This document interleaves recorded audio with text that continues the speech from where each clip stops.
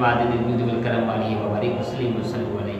جلال رمضان transmission کا سلسلہ جلال افطار میں آپ کو خوش آمدید کہتے ہیں۔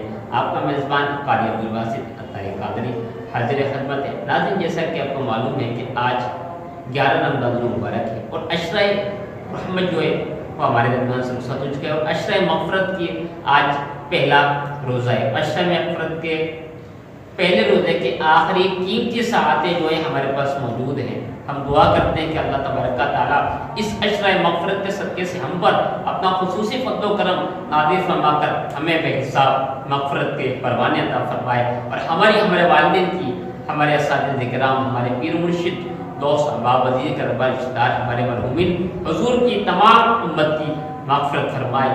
سرکار غوث اعظم نزد کرم خدارا میرا خالی کا سب بھر دو، میں فقیر ہوں تمہارا، جھولی کو میری بھر دو، ورنہ کہے گی دنیا ایسے سخی کا منگتا پھرتا ہے مارا مارا۔ دادی، جیسے کہ آپ کو معلوم کہ آج 11 رمضان اور ہر ماہ کی 11 تاریخ کو عاشقان غوث اعظم حضور غوث اعظم کی فاتحہ خوانی کا سلسلہ کرتے ہیں، گویا کہ ہر چاند کی 11 تاریخ کو جشن غوث اعظم منایا جاتا ہے۔ حضور سیدنا غوث اعظم کے والد محترم حضرت صالح موسیٰ جنگی دوست رحمۃ اللہ علیہ، یہ اللہ تبارک تعالیٰ کے کامل ولی اور حضور غوث اعظم کے والد محترم، مرتبہ پیاس اور بھوک بھی تھی اور وضو بھی کرنا تھا۔ آپ کہیں سے گزر رہے تھے تو کیا ہوا کہ آپ نے دیکھا کہ ایک نہر بہہ رہی ہے، تو آپ وضو کرنے کے لیے اس نہر کے پاس پہنچے۔ جب وضو کرنے لگے تو کیا دیکھا کہ نہر کے اندر ایک خوبصورت سا سیب بہتا ہوا آ رہا ہے۔ آپ نے اس سیب کو لیا اور تناول فرما لیا۔ تناول فرمانے کے بعد آپ کو اشتہار ہوا، آپ کے ذہن میں آیا کہ یہ جس مالک کا سیب تھا اس کی تو میں نے اجازت لی نہیں، اس کی بنا اجازت میں نے یہ سیب کھا لیا۔ اب آپ نے کیا کیا کہ جس سمت سے وہ سیب بہتا ہوا آیا تھا اس سمت آپ چل پڑے۔ چلتے گئے آپ نے دیکھا ایک بڑا وسیع اور عریض سیب کا باغ ہے۔ آپ نے وہاں پر باغ کے مالک کو تلاش کیا۔ باغ کے مالک کو تلاش کرنے کے بعد آپ نے سارا واقعہ اس کو بتایا اور کہا کہ مجھے معلوم نہیں تھا، جانے میں نے یہ سیب کھایا، اب اس کی اگر کوئی سزا ہے، اگر کوئی اس کا جرمانہ ہے تو میں ادا کرنے کے لیے حاضر ہوں۔ تو باغ کے مالک نے حضور غوث اعظم کے والد محترم کو کہا کہ آپ نے 40 سال میرے باغ کی خدمت کرنی ہے۔ آپ نے کیا کہا؟ مجھے قبول ہے، مجھے منظور ہے۔ آپ نے 40 سال باغ کی خدمت کی۔ جب باغ کی خدمت کو 40 سال مکمل ہوئے تو آپ اس باغ کے مالک کے پاس حاضر ہوئے اور عرض کرنے لگے کہ میرا جو ہے آپ نے ٹائم جو متعین کیا تھا کہ آپ نے اس ٹائم تک میرے باغ کی خدمت کرنی ہے وہ پورا ہو چکا ہے، کیا آپ مجھے اجازت ہے میں جا سکتا ہوں یا اب بھی کوئی میرے لیے جرمانہ باقی ہے؟ تو باغ کے مالک نے کہا کہ ابھی ایک جرمانہ اور باقی ہے۔ کہا کیا ہے؟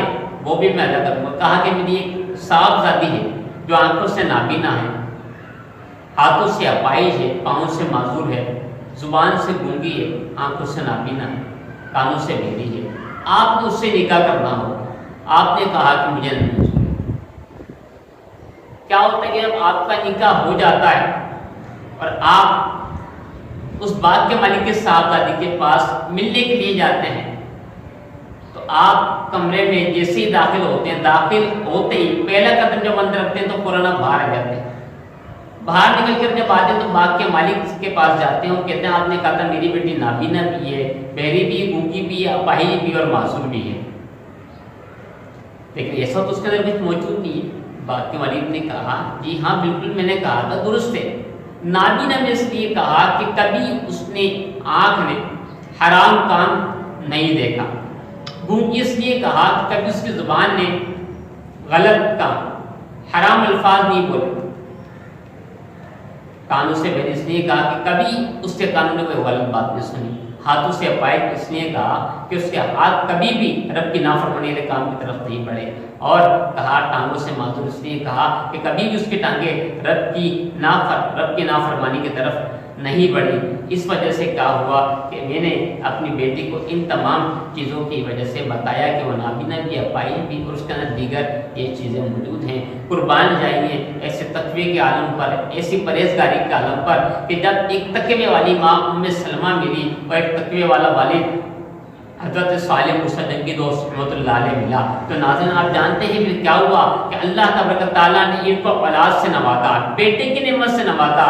اللہ تبارک تعالیٰ نے جو بیٹا ان کو عطا فرمایا وہ حضور سیدنا شیخ عبد القادر جیلانی رحمۃ اللہ علیہ عطا فرمائے کہ جب آپ کی پیدائش ہوئی جیلان کے اندر تو اس وقت جیلان کے اندر آپ کے ساتھ ساتھ 1100 لڑکے پیدا، اللہ تبارک تعالیٰ نے 1100 لڑکے پیدا فرمائے۔ وہ 1100 لڑکے بڑے ہو کر اللہ تبارک تعالیٰ کے ولی بنے، اور آج بھی رہتی دنیا تک ہم دیکھ رہے ہیں کہ حضور غوث اعظم کو پردہ فرما چکے، کئی سال گزر چکے ہیں، لیکن حضور غوث اعظم نے فرمایا قدمی ھذہ رکبۃ علی کل ولی اللہ، کہ میرا یہ قدم جو یہ تمام ولیوں کے قدم پر ہے، تا صبح قیامت جتنے اولیاء آتے رہیں گے ہر ایک کی گردن پر حضور غوث اعظم کا جو ایک قدم ہوگا۔ اللہ تبارک تعالیٰ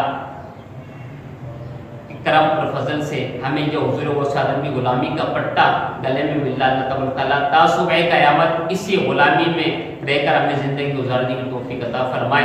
اللہ تبارک تعالیٰ ہمیں حضور غوث اعظم کے فیض سے مستفیض فرمائے، آپ بھی برکت سے مالا مال فرمائے۔ جاتی جاتے آپ سے عرض کریں کہ ہمارے چینل کو سبسکرائب کیجیے، لائک کیجیے، شیئر کیجیے۔ اگر آپ کو فقہ کی مسائل کوئی مسائل معلوم کرنا چاہتے ہیں کمنٹس بھی کر سکتے ہیں، انشاءاللہ آپ کو ہم ضرور جواب دیں گے۔ اجازت چاہیں گے، السلام علیکم ورحمۃ اللہ وبرکاتہ۔